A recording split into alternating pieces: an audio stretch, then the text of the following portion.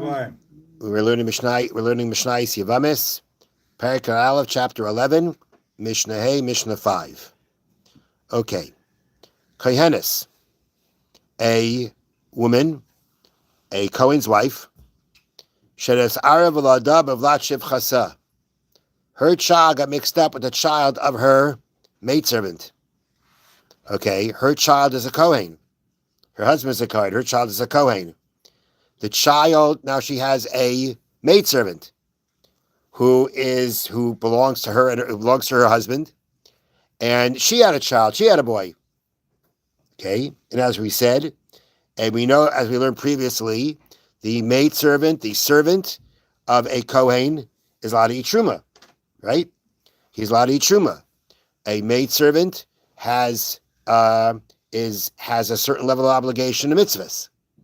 Now, in this story, there was a Kohen and his wife, and they had a maidservant. Both of them had baby boys at the same time, and they both got mixed up. So we don't know which child is actually the Kohen and which child is actually has the status of a servant. Okay, so now we're going to go through all the ramifications of that mix-up. So Harei Elu Oichlin B'Truma, both of them can eat truma, because why not? They are either the child of a Kohen, or they are either the servant of a Kohen, and therefore, either way, they're entitled to eating truma, and therefore they can eat truma without any problem. Now, here's the next thing. They divide up what literally translated.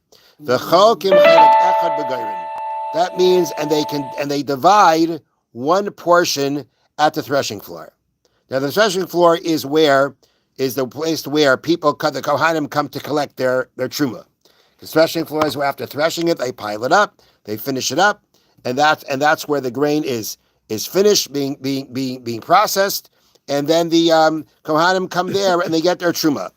So again, literally translating, it seems to be saying that both of them can come. Both of them, they divide one portion in the silo. Sounds like they're both coming to the silo, and they're sharing. So what that means is like this.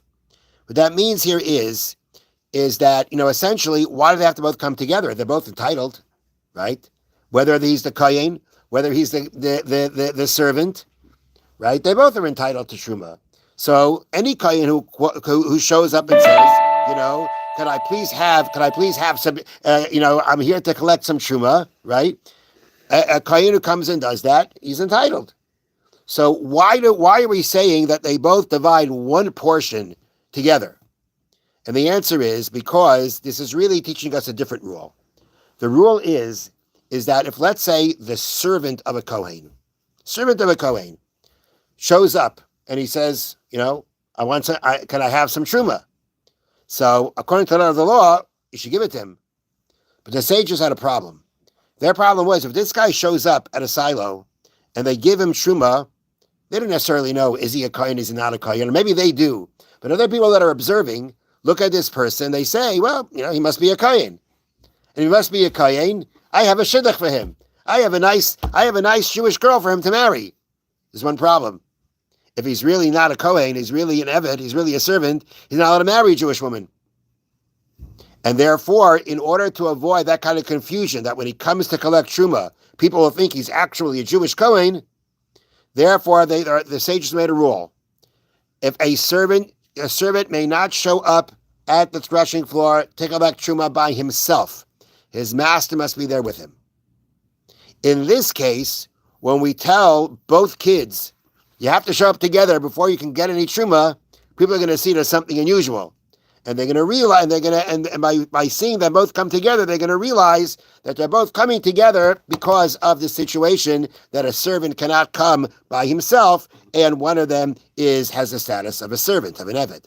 Okay, so means, divide one portion of the garin means they have to come together in order to get their portion of truma that they rightfully deserve. Next, the einon metam l'mesim. They cannot become impure through contact with a dead body. A Kohen is not allowed to do that, right? A Kohen cannot become Tameh from a dead body. Both these kids, we don't know, you're a Kohen or not. But because each one has a suffix, has a doubt as to whether they're a Kohen, and we're dealing with a Torah prohibition, the rule is suffix daraisa l'chumra. A doubt concerning a Torah law, you have to be stringent.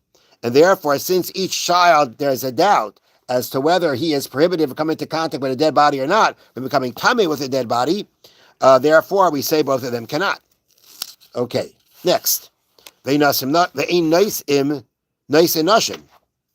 marry anybody. Ben kasheres, ben pasules. Whether they are a regular Jewish woman or meaning kasheres means a woman who is fit to marry a Jewish man, or whether she is unfit to marry a regular Jew. Now, what that means is like this. A Jew may not marry a servant.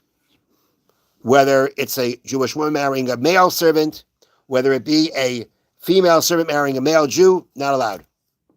So now, in this case, these two kids have a problem. They have a problem. They can't get married to anybody. We don't know. Are they Jewish? If they're Jewish, they cannot marry the shivcha. They can't marry the maidservant. If they're a servant, they can't marry a Jewish woman. So they're stuck. So at some point, they are in a state of being unable to marry. Next, higdilu atarubais. Now, where these mixed up children become adults, the shichru zeh and they freed one another. Meaning, what they do is like this. For some reason, the Mishna is talking about a case where the Kohen father dies. Okay, the Kohen father dies. Who becomes now the owner of his servant? His son, right? Which means one of these two already young men, right, are either the master or the servant. We don't know which one they are. But once they also become adult, you know what they can do? If I'm the master, I'll free you. And if you're the master, you'll free me. And then once we're both freed, then we say they can get married. Because, you know, even if you were a servant, a freed servant has the status of a convert, and a convert can marry Jewish women. So once they free each other, they'll be good to go. And they should free each other. They're obligated to free each other. The sages obligate each one to free the other one in order that they should be able to marry. Okay, now, if so, we continue.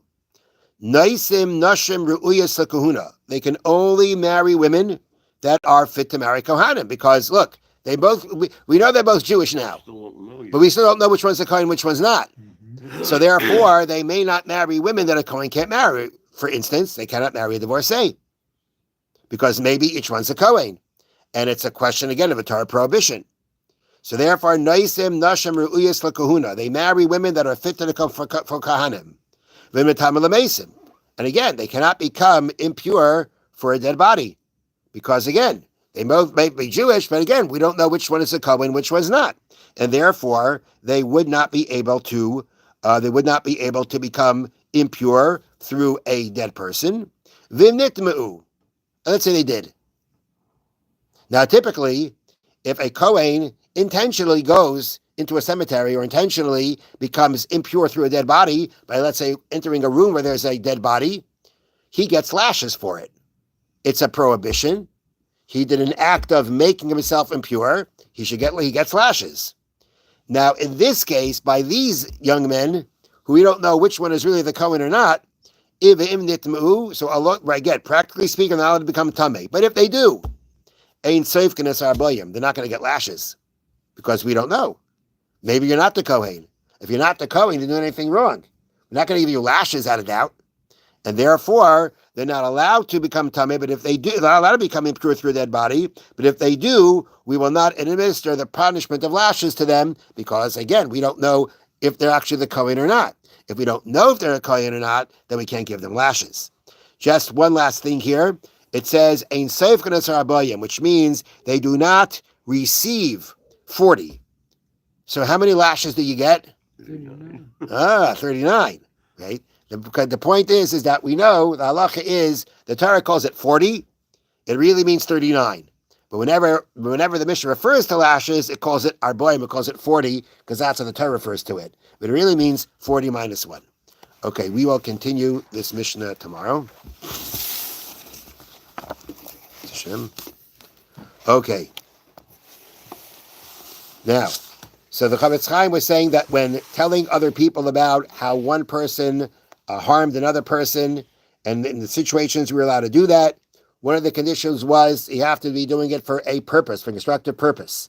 And constructive peuperpose, the Chofetz Chaim says, means even if you'll just, by telling people about this terrible thing that this other person did, that Reuben did to Shimon, people will see that people look down at those kinds of actions and will stay away from it themselves. Aval, however, if you realize there will be no purpose in doing this, the